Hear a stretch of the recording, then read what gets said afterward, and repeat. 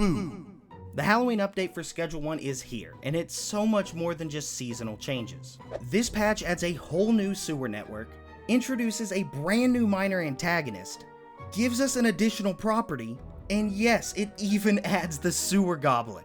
And the best part is that these aren't just limited time treats either, they're permanent and they're here to stay, completely built into the game for the long haul. So in this video, I'm going to walk you through everything that's new in this update. First, we'll hit the patch notes and official changes, and then we're going to dive into some spoilers. But don't worry, I'll tell you exactly when to click off the video if you want to keep some surprises for yourself. Let's get into it. The biggest change that this update brings is the addition of an entire sewer network hidden beneath the map, and it's massive. I'm not exaggerating when I say it stretches from Uptown all the way over to Westville, connecting nearly every major district in Hyland Point. This is easily my favorite part of the update. It completely changes how the world feels, and it adds a lot of depth to the city as a whole. The new sewer system has 7 total access points that are scattered around the map. There's one underneath the West Bridge, one in the Central Canal, and a side access door that's tucked next to Ray's Realty. Then you have the 4 manhole covers, the one in front of the motel, the one outside the casino, the one beside the slop shop, and the last one near the town hall. All 7 of these lead directly into the sewer system, and they're all connected in one way or another. But before you go sprinting into the tunnels, there's one big thing to know. The cops can follow you into the sewers. I learned that the hard way, so don't think you can just dip underground mid-chase and disappear. There's also a few graffiti spots down here so you can mark your territory. You'll also notice that at the beginning of the game, every entrance to the sewer is locked. The only way in is with a sewer key, and there are a few different ways to get it. The most straightforward way, and the intended way, is by buying it from Jen Hurd, the city clerk, once you max out your friendship with her. But the problem is that you don't even unlock Jen until you reach Uptown, which is near the end of the game, so it can be a little while before you access the sewers. But if you want to get into the sewers before you access Uptown, there are 2 other ways to get the sewer key, but I'm going to save those for later on in the video since it's not the intended way and it is a bit of a spoiler. Either way, once you get your hands on that key, the sewers open up an entirely new layer of exploration. One that's dark, creepy, and way more alive than you'd expect. This update also quietly added 5 brand new ladders across existing buildings, and honestly, this tiny change makes a huge difference. You'll now find climbable ladders on Sauerkraut Pizza, Crimson Cannery, Hyland Medical, Hank's Hardware, and of course, the iconic Taco Ticklers. Finally, we can actually get up onto the rooftops and see Hyland Point from a new perspective. When you combine these new ladders with the sewer network, it's clear that Tyler's been working on giving the world some much needed verticality. Schedule 1's always been a little flat, so being able to move above and below ground adds a whole new dimension to exploration. It makes the map feel more alive, more layered, and honestly, I love it. Alright, spoiler time. Now is your chance to click off if you don't want to ruin any surprises. Remember earlier when I mentioned that you can buy a sewer key from Jen Hurd later in the game?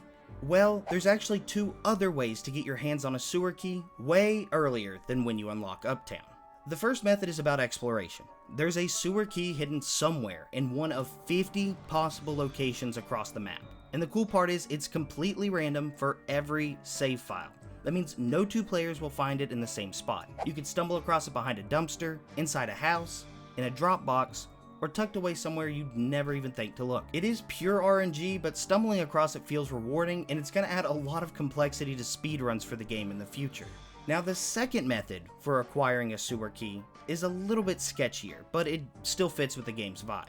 You can pickpocket the sewer key from certain NPCs, specifically the crackhead characters like Cranky Frank and Jesse. It is rare, but if you check their pockets when the opportunity arises, there's a small chance you'll find a sewer key in there. So whether you're out exploring or robbing Hyland's finest junkies, there's always a chance you'll get into the sewers early, without ever needing a city clerk. And once you finally unlock the sewers and make your way into them, things can get a little weird, because lurking down there is a new minor antagonist known as the Sewer King. And yes, he's exactly what he sounds like. The self-proclaimed ruler of everything beneath Hyland Point. To find him, start by popping open the sewer grate near the town hall. That is the closest grate to where he lives. Just climb down the ladder and follow the hallway. Eventually, you'll hit a wall that is covered in graffiti, along with a number pad. Now, I'm not going to spoil the code you need to put into the number pad, how you find it, or anything like that. It's not the hardest puzzle in the world, so I feel like leaving it up for you guys to figure out is a lot more fun. But once you put it in, the door will slide open and you'll be hit face to face by the Sewer King himself. A black man rocking purple underwear, a killer mustache, and zero patience for visitors. The moment you step in, he will attack you on sight. But once you defeat him and usurp his throne, the place becomes yours. You officially become the new ruler of Hyland Point sewers. The sewer office here actually doubles as a mini property. It's got a water spout, a table full of meth and ingredients, and even your own personal throne that you can move around. And while it's easy to laugh it off as a joke location, I think it's going to end up being really important later on in development. It seriously is the perfect stash house. It's hidden, out of sight, and accessible from almost anywhere on the map thanks to the sewer network. And if I had to guess, this might eventually become the only place cops can't raid once that mechanic gets expanded. It's just a silly, goofy little property now, but in a few updates this might be the most valuable hideout in the entire game. And finally, let's talk about the Sewer Goblin. This little menace is one of the funniest and creepiest parts of the update. As you're exploring the tunnels, he'll periodically pop out of the vents, let out this blood-curdling screech, and immediately start attacking you. It's completely random, and the first time it happens, it'll catch you way off guard. But there is a way to stop him. The next time you find the goblin, just hold some meth in your hand. He'll yoink it off you and sprint away to the nearest vent with a smile on his face. It's honestly kinda cute.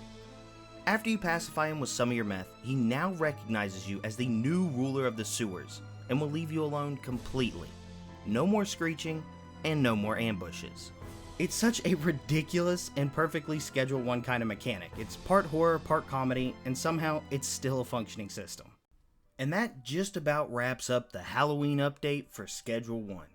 An update that somehow managed to be spooky and still add a lot to the game. And honestly, my Discord has been blowing up with everyone talking about it lately, so I know he did a good job. We got a full underground sewer network that completely reshapes the map. New verticality with rooftop access, a brand new antagonist in the Sewer King, and a literal sewer goblin that attacks you unless you bribe him with meth. It's equal parts hilarious and terrifying, which fits this game's theme perfectly. What I love most is that none of this is temporary. These aren't just seasonal gimmicks. They're permanent additions that make Hyland Point feel bigger, deeper, and way more alive. So if you haven't hopped back into the game yet, now's the time. Go grab a sewer key, knock out the king, and claim your throne in the underworld. Thanks for watching, and as always, stay silly, y'all.